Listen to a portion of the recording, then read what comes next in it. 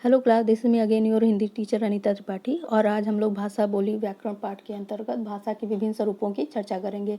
इससे पहले आइए पहले पढ़ी गई चीज़ों का एक रिवीजन कर लेते हैं। तो पिछली बार जो मैंने पढ़ाया था उसमें मैंने बताया था कि भाषा किसे कहते हैं।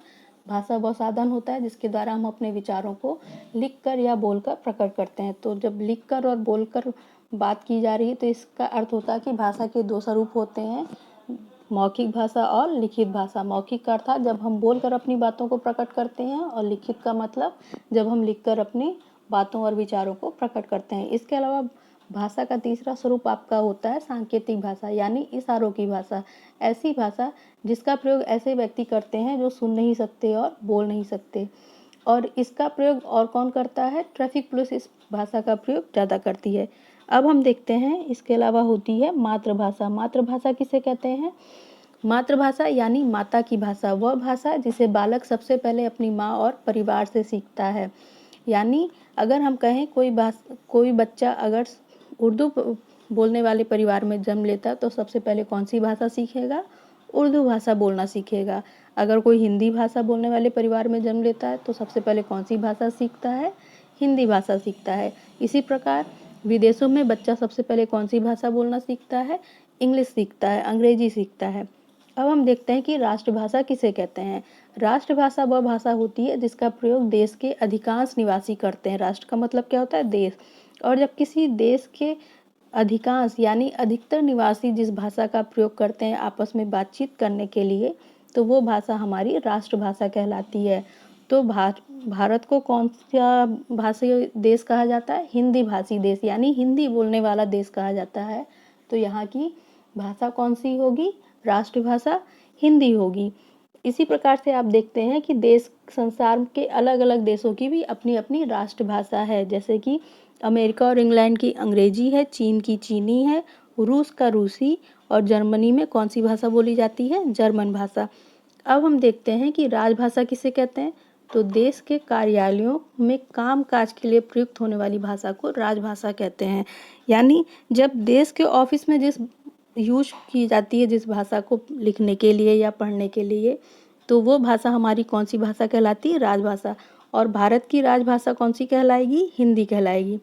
और भारत में भारतीय संविधान के अनुसार अनुच्छेद 343 के अंतर्गत 14 सितंबर 1949 को हिंदी को भारत की राजभाषा के रूप में मान्यता दी गई थी। इसी कारण से हम प्रतिवर्ष 14 सितंबर को हिंदी दिवस मनाते हैं। अब हम देखते हैं कि बोली किसे कहते हैं। बोली भाषा का एक अल्प विकसित रूप होता है जिसका प्रयोग एक सीमित क्षेत्र में किया जाता है। यानी वैसे तो हम ये समझते हैं कि बोली और भाषा एक ही होता है, किंतु अगर हम ध्यान दें तो इसमें थोड़ा सा अंतर होता है। बोली एक सीमित क्षेत्र में बोली जाती है, छोटे से भूभाग में बोली जाती है, जबकि भाषा का क्षेत्र बहुत बड़ा हो जाता है। यानी वो देश के अधिकांश राज्यों में उस भाषा का प्रयोग होता है, लेकिन बोली एक छोटे से क्षेत्र में बोली जाएगी। जैसे भोजपुरी अगर हम कहें तो उत्तर भारत में ज़्यादातर हमारी भोजपुरी बोली जाती है, लेकिन जैसे जैसे इसका जिला चेंज होता है वैसे वैसे इसका स्वरूप भी चेंज होने लगता है। देखिए यहाँ पे दिया हुआ है कि बोली का रूप थोड़ी थोड़ी दूरी पर बदल जाता है। एक ही राज्य में कई बोलियाँ बोली जा सकती हैं और इसमें लोक साहित्य लिखा जाता है। अब हम देखते हैं कि उपभाषा किसे कहते हैं। तो बोली की अपेक्षा उपभाषा का क्षेत्र विस्तृत होता है, यानी बड़ा होता है। उपभाषा में साहित्य की रचना भी की जाती है। पहले ब्रजभाषा, अवधी, खड़ी बोली कभी हिंदी की उपभाषाएं रही हैं। इसका कहने का अर्थ ये है कि ब्रजभाषा और अवधी पहले इसमें क्या होता था कि साहित्य की रचना होती थी, कथा कहानी कविता की रचना होती थी, लेकिन अब इसका प्रचलन कम हो गया है। पहले इसीलिए इन्हें उपभाषा की संज्ञा दी गई थी। और इसीलिए अब हिंदी भाषा क्या हो गई है?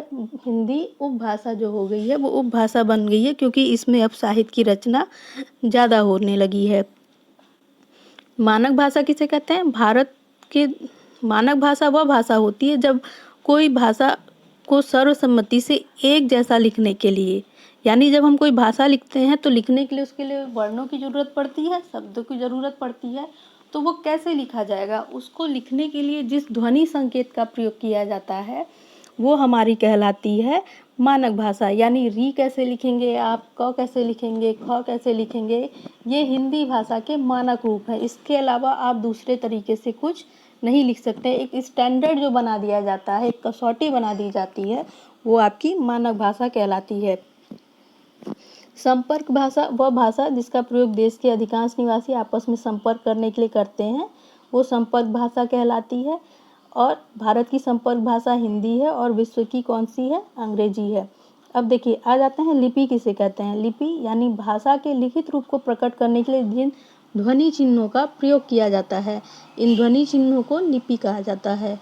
लिपि या वर्णों को अंकित करने का, लिपि वर्णों या अक्षरों को अंकित करने का स्वरूप होता है। प्रत्येक भाषा की अपनी लिपि होती है और हिंदी भाषा की लिपि कौन सी है, देवनागरी। देवनागरी लिपि में ही संस्कृत, मराठी और नेपाली भाषाएं लिखी जाती हैं। अंग्रेजी भाषा की लिपि कौन सी है, रोमन लिपि है। तो लिपि मतलब लिखने का ढंग, लिपि का मतलब क्या होता है, लिखने का ढंग। जैसे मानक जो कहा जा रहा है ना, स्टैंडर्ड, तो आप किस तरीके से इस शब्द को या इस अक्षर को लिखेंगे, ये आपका स्टैंडर्ड है। और जो ध्वनि संकेत जो हम बोलते हैं, जैसे क हमने कहा, ख हमने कहा, 1 2 कहा, तो इसको किस प्रकार लिखेंगे, ये लिखने का ढंग क्या कहलाएगा, लिपि। और इस ढंग को हम चेंज नहीं कर सकते, ये हमारा क्या कहलाएगा, मानक कहलाएगा, ये कसौटी कहलाएगी।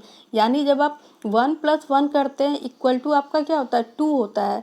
तो आप 1 + 1 3 नहीं कर सकते हैं। 1 + 1 आप ऐड करेंगे तो कितना आएगा, 2 ही आएगा। तो ये आपका क्या हो जाएगा, स्टैंडर्ड हो जाएगा। और 1 लिखेंगे कैसे, ये लिखने का ढंग आपका क्या कहलाएगा, लिपि कहलाएगा। तो क्लास आज के लिए इतना ही।